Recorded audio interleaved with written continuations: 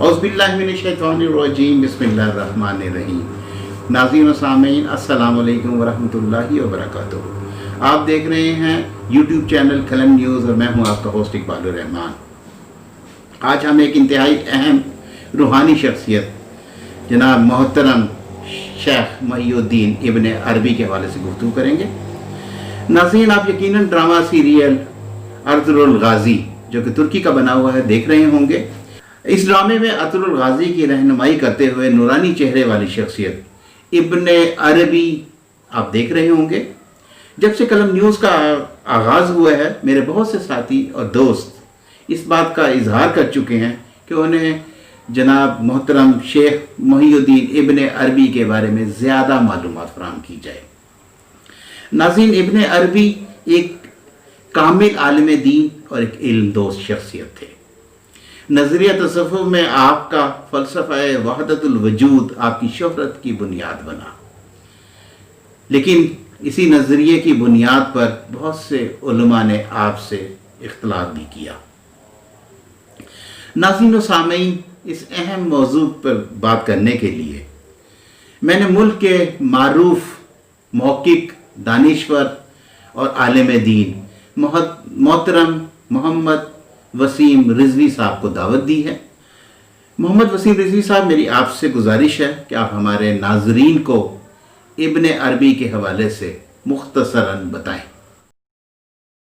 शेख इब्न अरबी रहमतुल्लाह अलैह का असल नाम अबू बकर मोहम्मद अल अरबी है। आप ही के नाम के आपके मासिर एक और काजी अबू बकर अल अरबी थे। उनसे आपको तमीज देने के लिए इब्न अरबी जहां लफ्ज इस्तेमाल होगा तो उससे मुराद शेख अकबर। दूसरी बात यह कि तसव्वुफ की किताबों में क्योंकि मुतसव्विफीन सूफिया बड़े बड़े सालिहीन अहलुल्लाह का बहुत बड़ा गिरोह, इस्लामी तसव्वुफ की तारीख में सबसे बड़ा गिरोह वहदतुल वजूद के मानने वाले सूफिया का है। तो वो हजरत की तहकीक और उनके फलसफा और वहदतुल वजूद की बुनियाद पे आपको शेख अकबर भी कहते हैं कि बहुत बड़े शेख।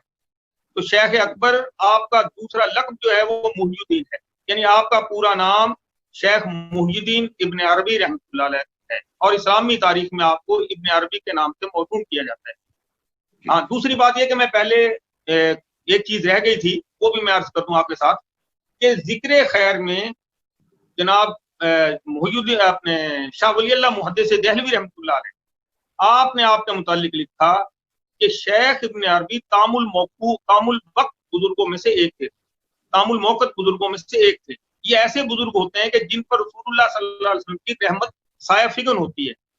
आप उनमें से एक थे। इसकी बुनियाद पर आपका इल्म तमाम औलिया में वसीतर है। वाह, माशाअल्लाह वसीम साहब, बहुत अच्छे अंदाज में आपने अपने ख्यालात का इजहार किया। अब मैं चाहूँगा कि आप हमारे नाजरीन को शेख इब्न अरबी के फ़लसफ़ा वहदतुल वजूद के बारे में बताइए। शेख ये कहते हैं कि आरिफ और अल्लाह की राह में चलने वाला जब उस पर अल्लाह ताला की अनवार व तजल्लियात का ज़ुहूर होता है तो अनवार व तजल्लियात इलाहिया के ज़ुहूर के बाद वो न सिर्फ अपनी जात की नफी समझता है बल्कि वो जुमला कायनात की भी नफी समझता है। वो समझता है कि ये आदम से आई थी और आदम ही हो जाएगी। अल्लाह के हुक्म के साथ कायम है, अल्लाह के हुक्म के साथ ये खत्म हो सकती है। गोया कि इसका कोई वजूद ही नहीं है। वो इस वजूद की कामिल नफी करने के बाद कहता है ला मौजूदा इल्लल्लाह, ला वजूदा इल्लल्लाह। अल्लाह के सिवा ना कोई मौजूद, अल्लाह के सिवा ना कोई मौजूद है क्योंकि उसका वजूद हकीकी नहीं। जब वजूद हकीकी नहीं है तो वो एक मादूम वजूद है। तो शेख ने यह कहा कि अल्लाह के सिवा कायनात में किसी चीज का वजूद हकीकी तौर पर मौजूद नहीं है। इस बुनियाद पर इसे वहदतुल वजूद का नाम दिया गया कि ये वजूद हकीकी सिर्फ अल्लाह का है। दूसरी बात ये कि अल्लाह ताला कायम बिज़ात है, उसे अपने वजूद के लिए किसी की हाजत नहीं है। जबकि कायनात के जितने तय्युनात हैं, शेख ने पूरी कायनात की जो वजूद है इसके लिए तय्युनात, अशिया के लिए तय्युनात का लफ्ज़ इस्तेमाल किया। जितने तय्युनात हैं इनको अपने वजूद के कायम रखने के लिए या कायम रहने के लिए अल्लाह ताला की ताकत, उसकी कुदरत, उसके फैजान, उसकी जरूरत है। तो गोया के जिसका अपना वजूद किसी के रहम करम पर है तो शेख ने कहा इसकी मुकम्मल नफी हो गई, ये वजूद है ही नहीं। इसलिए शेख ये कहता है कि जब अल्लाह ताला की अनवार तजल्लियात के साथ इंसान जब मारिफत इलाहिया के साथ कायनात पर गौर करता है तो हर जगह अल्लाह ही की ताकत को पाता है कि ला मौजूदा इल्लल्लाह, ला मकसूदा इल्लल्लाह, ला मसजूदा इल्लल्लाह, ला वजूदा इल्लल्लाह, अल्लाह के सिवा ना कोई मकसूद है, ना कोई मौजूद है, ना किसकी वहदत है, वो सिर्फ अल्लाह ही की ताकत। तो माशाल्लाह। बुनियादी तौर पर वहदतुल वजूद इस चीज का नाम। तो ये हमने कोशिश की कि आपको आसान अल्फाज के साथ ये बात समझा दी जाए, कारीन के सामने, नाजरीन और सामीन के सामने ये बात रख दी जाए कि अल्लाह ताला के सिवा कायनात में कोई वजूद बिज़ात कायम नहीं है। और दूसरी बात ये कि ये मौहूम वजूद है, ये एक वहम की बुनियाद पे है, या ये शेख ने के लिए लफ्ज इस्तेमाल किया है जिलाल और उकूस का भी, कि गोया कि ये एक साए की मानिंद है। असल वजूद ही हकीकी कायनात में अल्लाह ही का है। जी जी, वसीम साहब बहुत सर और बड़े जामे अंदाज में आपने अपने गुफ्तगू को जो है समेटा है। वसीम साहब, मैं अब इस पे ज़रूर आऊँगा। एक तो जब हम हज़रत शेख मुहियुद्दीन इब्न अरबी को जब हम पढ़ते हैं, जब हम उनका मुताला करते हैं, तो हमारे सामने एक चीज़ सामने आती है, ये कि उनका कलाम बहुत मुश्किल है और ज़ाहिर है उसको पढ़ने के लिए एक ठीक ठाक आलिम के लिए भी बड़ा मुश्किल होता है।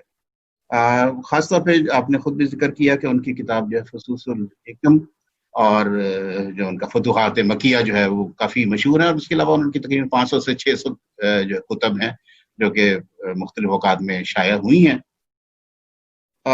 आम तौर पे कहा यही जाता है कि उनको जो है समझना जो है बहुत ही मुश्किल है।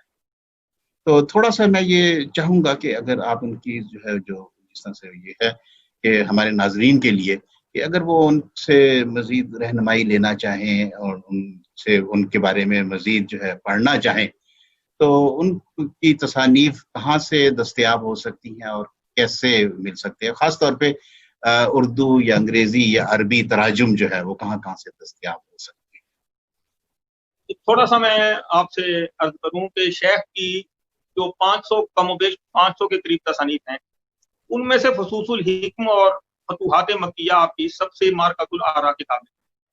फसूसुल हिक्म जो है शेख के रूहानी और आसमानी सफर के ऊपर है। इसमें आपने अपना एक रूहानी और आसमानी सफर जो है इसके ऊपर बड़ी दकीक और बड़ी इल्मी किस्म की बहस मुबाहिस की है।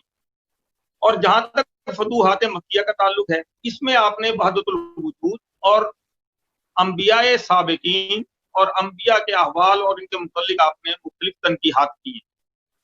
फतुहात मकिया में आपने बयान किया है वहदतुल वजूद का पूरा आपका एक जो फिलॉसफी आपने दी है वो वहदतुल वजूद में है।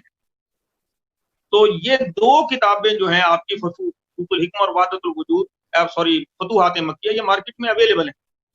जो शख्स भी, आप अच्छी किताब कुतुब खाने पे चले जाएं, लाहौर कहीं भी आपको ये किताबें मिल जाएंगी। तो वहदतुल वजूद की ये जो शरह बस्त के साथ आपको इस पे बेशुमार तसानीफ मौजूद है, जिसके ऊपर मकसद ये है कि हमारे अल्लामा इकबाल और फलसफा वहदतुल वजूद, इसके हवाले से बहुत सारी कुतुब हैं। तो ये मार्केट में अवेलेबल है, अगर आप पढ़ना चाहें तो आपको इंशाल्लाह ये मिल। अच्छा अच्छा, वसीम साहब थोड़ा सा ये ज़रा बताइए कि हमारा जो है इब्न अरबी का जो है हमारे पीराने पीर शेख अब्दुल कादिर जिलानी के साथ जो है क्या ताल्लुक है, क्योंकि इस हवाले से भी हमें बहुत सी मतलब बातें हैं। आपने पहले सवाल किया था कि कौन आपके इस फलसफे के मुखालिफ कौन लोग हुए, तो इसमें जो मुतकद्दिमीन उलमा हैं उनको तो थोड़े मुताखिरीन जो है ना, उनमें इब्न तैमिया और इब्न जौजी, उन्होंने आपके इस फिलॉसफी की मुखालफत की और इस हद तक कि उन्होंने तकफीर तक आपकी की। फिर उसके बाद सूफिया का, मैं जैसा मैंने अर्ज किया, बहुत बड़ा गिरोह जो है वो वहदतुल वजूद का कायल है। सूफिया में फिर अलाउद्दीन समनानी रहमतुल्लाह अलैह और सैयद मोहम्मद गैसुदरा, इन दो बुजुर्गों ने वहदतुल वजूद की फिक्र और फिलॉसफी से इख्तिलाफ किया, मगर इसकी बुनियाद पर उन्होंने कोई बाकायदा मकतब फिक्र या फिलॉसफी नहीं दी। इन दो बुजुर्गों के बाद सूफिया में से हमारे शेख मुजद्दिद रहमतुल्लाह अलैह, जिनके मकतूबात बड़े मारूफ हैं, आपने वहदतुल वजूद के मुकाबले में वहदतुल शुहूद बाकायदा एक फिलॉसफी और एक मकतब फिक्र, और मुताखिरीन जितने मुहक्किकीन हैं उनकी राय में यही है कि वहदतुल शुहूद और वहदतुल वजूद में बड़ा खफीफ सा एक फर्क है। تو بس یہ مقصد، یہ بزرگ جو ہے نا ان کے اگر مقابل کوئی فلسفی ہے تو وہ شیخ مجدد کی ہے، جنہوں نے وحدت الشہود کے ساتھ یہ فلسفی دی.